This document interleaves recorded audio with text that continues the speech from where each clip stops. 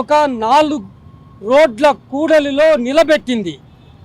శాంతి కోరుకునే భారత సమాజానికి, సహనానికి మారుపేరైన భారత సమాజానికి, అహింసకు మారుపేరైన భారత సమాజానికి ఇవాళ కేంద్ర ప్రభుత్వం, బీజేపీ, ఆర్ఎస్ఎస్ పరివార్ అంతా కలిపి ఒక సవాలును విసిరింది. మీరు శాంతి వైపు నిలబడతారా లేదా హింసాకాండ వైపు నిలబడతారా అని.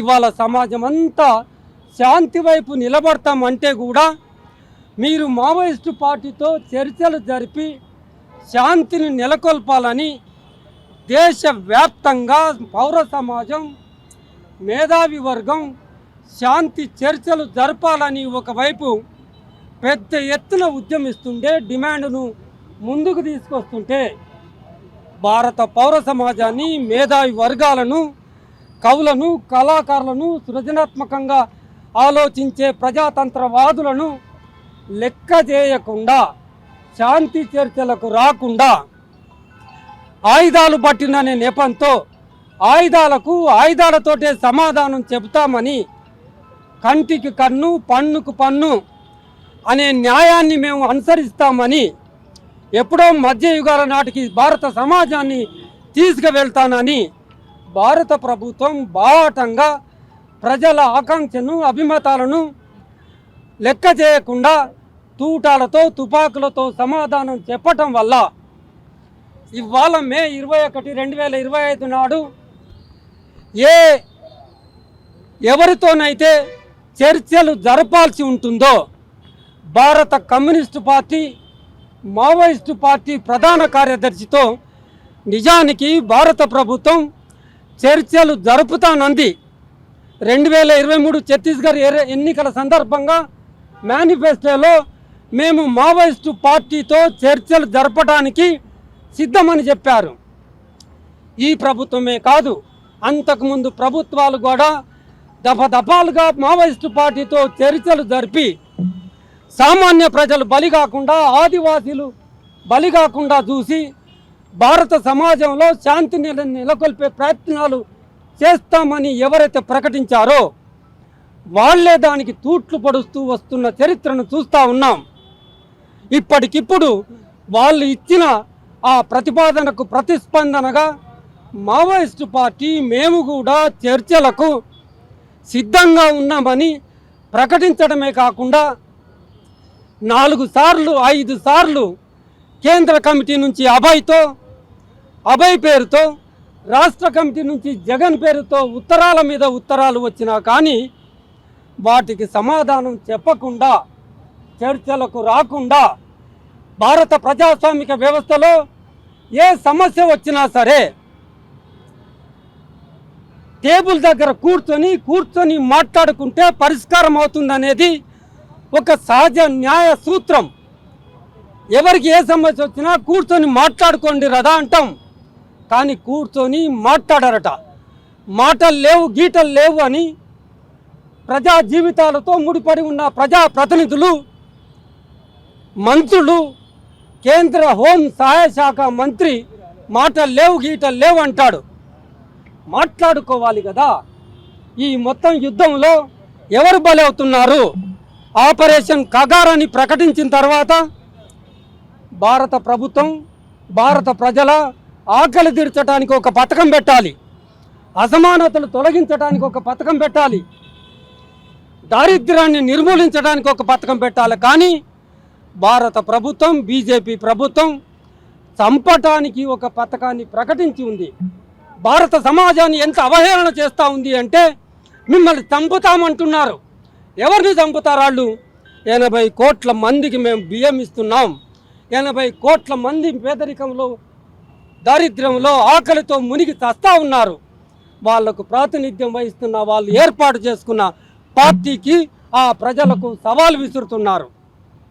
ఆ పేదరికాన్ని నిర్మూలించాలని, లింగ వివక్షను నిర్మూలించాలని ఒకవైపు కోరుతూ ఉంటే డేటు పెట్టి 2026 మార్చి 31 ఒక తేదీని నిర్ణయించి ఆ తేదీ లోపల చంపేస్తామంటే మనం ఏ సమాజంలో ఉన్నాం? ఏమైనా మానసికంగా ఎదిగామా? ఏమైనా ఫిలసాఫికల్గా సిద్ధాంత పరంగా ఒక ప్రజాస్వామ్యబద్ధంగా రాజ్యాంగాన్ని కాపాడే విధంగా భారత పాలకులు ఇవాళ ఎదిగారా? ఏ పాలన ఇస్తున్నారు? ఏ మోడల్ ఇస్తున్నారు? కేవలం మీరు అనుకున్న ఇష్టారాజ్యాన్ని నడిపిస్తూ ఉన్నారు. ఈ మీరు అనుసరిస్తున్న అభివృద్ధి నమూనాను అమలు పరిచేయడానికి గాను ఇవాళ దేశ సంపద ఖనిజ వనరులన్నీ పెట్టుబడిదారులకు దోచిపెట్టడం కోసం ఎవరైతే అడ్డు వస్తున్నారో, ఎవరైతే ఆ ఖనిజ సంపద ఉన్న చోట ఉన్నారో వాళ్ళు అమాయకులు కానీ ఆదివాసీలు కానీ వాళ్ళకు ప్రత్యేక రక్షణ చట్టాలు ఉండని ఏమైనా ఉండని వాళ్ళు అడ్డం వస్తే ఈ ఖనిజ వనరుల దోపిడీని పెట్టుబడిదారులకు కట్టబెట్టే ప్రక్రియలో ఎవరు అడ్డు వచ్చినా అది మావోయిస్టులైనా, అది ఆదివాసీలైనా, అది ఆదివాసీ అమాయక మహిళలపైన అత్యాచారం చేస్తాం, మొత్తంగా కలిపి చంపేస్తాం. ఇప్పటికే ఆపరేషన్ కగారు ప్రకటించిన 16-17 నెలలవుతుంది.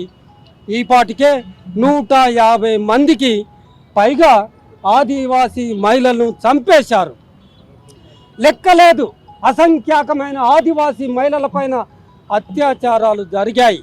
డ్రోన్ల ద్వారా వాళ్ళు స్నానాలు చేస్తుంటే వీడియోలు తీస్తున్న వైనం మనం చూడలేకపోతున్నాం. తల ఎక్కడ పెట్టుకోవాలో, మనం ఎక్కడ నివసిస్తున్నామో అర్థం కాని పరిస్థితులు ఏర్పడతా ఉన్నాయి. ఆ ఖనిజ వనరుల దోపిడీ కోసం, మీ అభివృద్ధి నమూనాను అమలు పరచడం కోసం ఇవాళ మావోయిస్టులను చంపేస్తున్నారు. అది ఎంతవరకు పోయింది అంటే ఆ పార్టీ ప్రధాన కార్యదర్శి నంబాల కేశవరావు, జంగ్ పత్రిక ఎడిటర్ నవీన్, వీళ్ళతో పాటుగా 28 మందిని నిన్న పొట్టన పెట్టుకున్నారు. ఇదే నెలలో 7-8 తారీఖులో జరిగిన ఎన్కౌంటర్లో 28 మందిని మళ్ళీ చంపేసి ఉన్నారు. ఆ 28 శవాలు గుట్టలుగా మనం మాట్లాడుతుంటాం, శవాల గుట్టలని మాట్లాడుతున్నాం. నిజంగా శవాల గుట్టలు బీజాపూర్ వెళ్ళండి, మీ కెమెరాలు అక్కడ తిప్పండి. బీజాపూర్ ప్రభుత్వ ఆసుపత్రిలో దిక్కు ముక్కు లేని విధంగా శవాలు గుట్టలుగా పడి ఉన్నాయి. ఆ గుట్టలను ఇట్లా తొలగించి ఏటూరు గ్రామానికి చెందిన ఆదివాసీ కుటుంబం తన కుటుంబీకుని రవిని, చందును తీసుకొచ్చుకున్నది. మిగతా శవాలన్నీ అట్లా పడి ఉన్నాయి. శవాలను గౌరవంగా చూసుకోవాల్సిన ఆనవాయితీ మనకుంది. శవాలను గుర్తించి వాళ్ళ కుటుంబాలకు అప్పజెప్పాలని ఉమ్మడి ఆంధ్రప్రదేశ్ హైకోర్టు చెప్పింది. జాతీయ మానవ హక్కుల కమిషన్ చెప్పింది. మీకు చట్టాలు పట్టవు, కమిషన్లు పట్టవు, రాజ్యాంగ విలువలకు అవి పట్టవు. మీ ఇష్టానురాజ్యంగా చేసుకుంటూ పోతే మొత్తం భారత సమాజం నిజంగా శవాల గుట్టగా మారిపోకముందే మేధావులు, కవులు, కళాకారులు, ప్రజాతంత్రవాదులు, ప్రజాస్వామ్యాన్ని ప్రేమించే ప్రతి ఒక్కరూ ఈ నరమేధాన్ని ఉపసంహరించే విధంగా కేంద్ర ప్రభుత్వం అయిన ఒత్తిడి తేవాల్సిందిగా పౌర హక్కుల సంఘం డిమాండ్ చేస్తుంది.